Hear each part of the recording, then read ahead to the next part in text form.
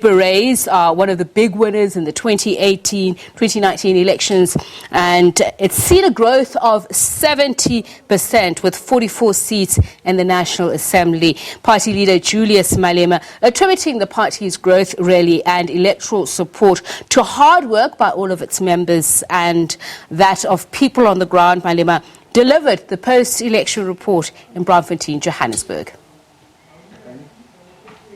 We support Mashaba, and we think he must remain.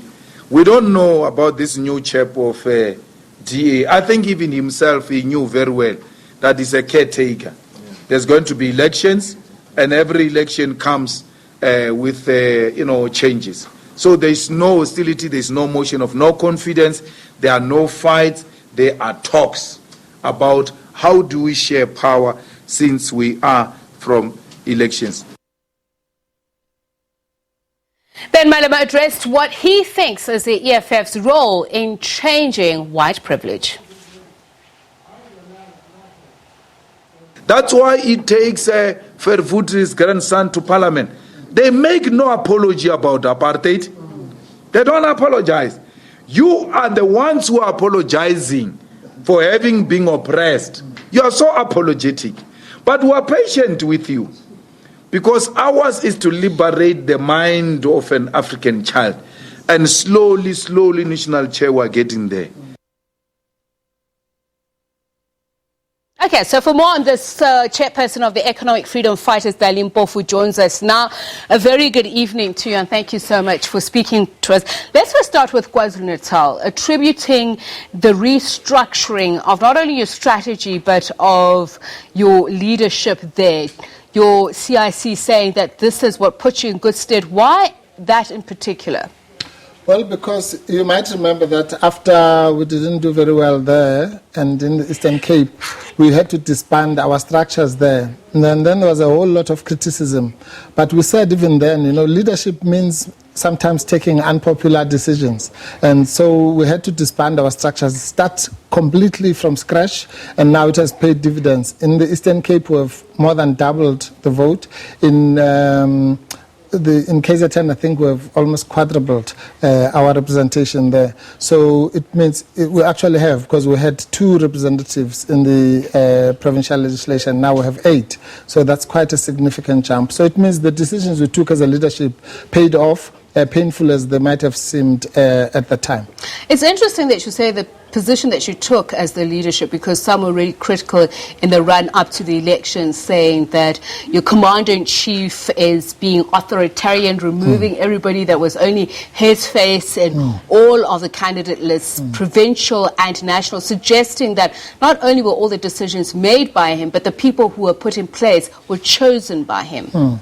Yeah, look, detractors will always be there. We are a very democratic organization. I mean, I found it laughable when there was this criticism, for example, about the posters.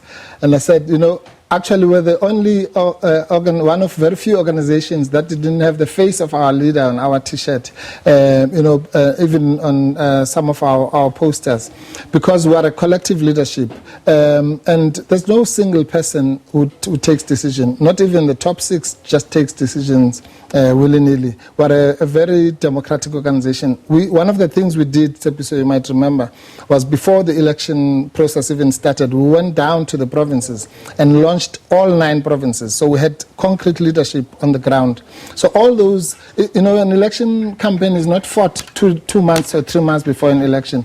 We have to start thinking about it years before it comes. And that's what we did. Another example, when we won 800 seats in the local government elections, we then asked those councillors to buy bakkies. We encouraged them to buy bakkies so that we could use them for this election campaign. So that kind of new network. I want to talk about some of the challenges and why you performed not so well in other provinces, but let's listen to some of what people were saying about your campaign pre and post that. Let's take a listen.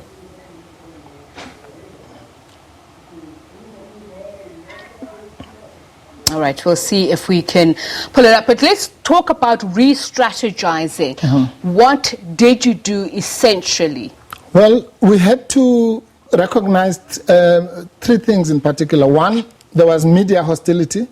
The media, what you guys call Ramaphoria, And I must say that disappointingly, even the SABC was very, very bad with this election coverage. I'm sure some independent people will assess it. It was appalling.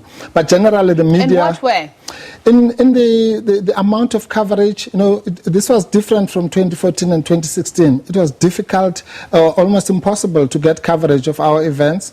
There was the strategy, maybe because I'm familiar with how this thing works, was to show the EFF one day, the next day is the UDM and so on, but the ANC every day and different leaders.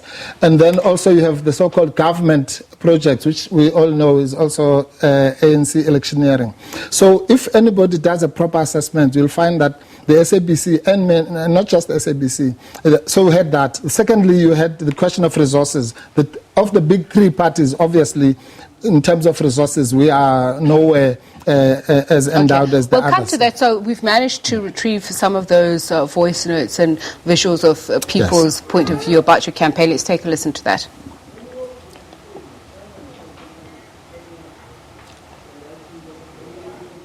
No, the EFF is not maturing as a political party because they don't think for the people. All Malema thinks about is getting back at ANC, which is very selfish. So it also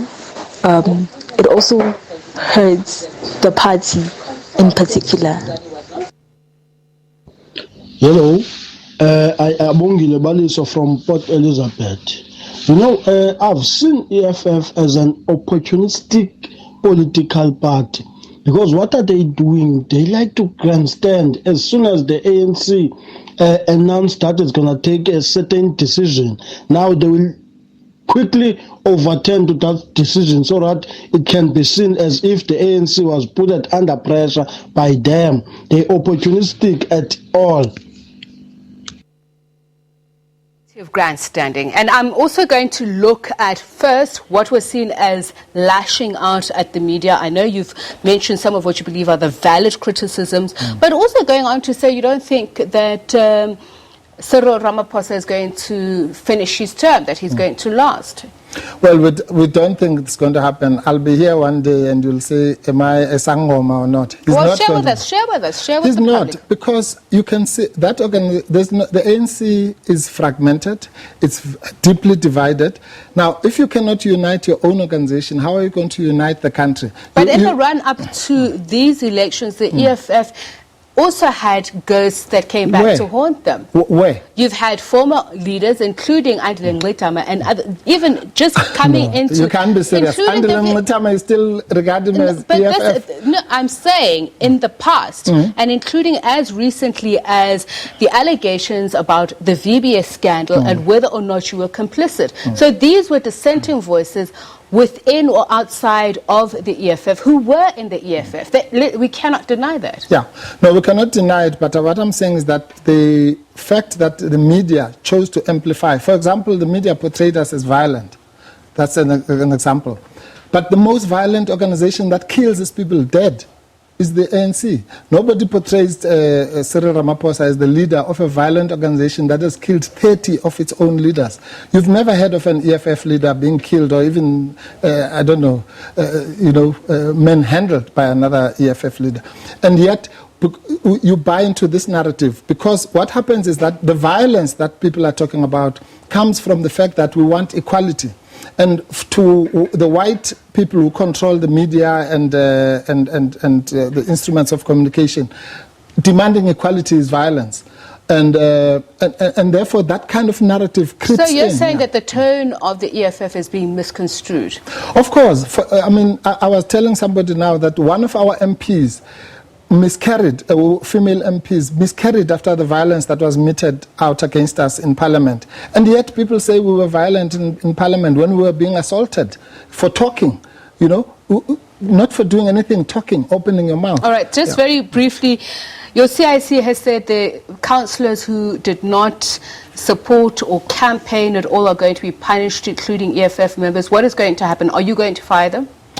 Yeah, look, we don't know what the process will come up with, but that's why we use the word abscondment, because there were extreme cases. I mean, there are people who earn their salaries from the EFF, they are EFF councillors, and then they are nowhere to be found. I just told you that part of our capacity building was to rely on the public representatives that we had. I mean, we are very proud, for example, now that we now have 101 public representatives in the National Parliament, in the NCOP, and in the legislatures.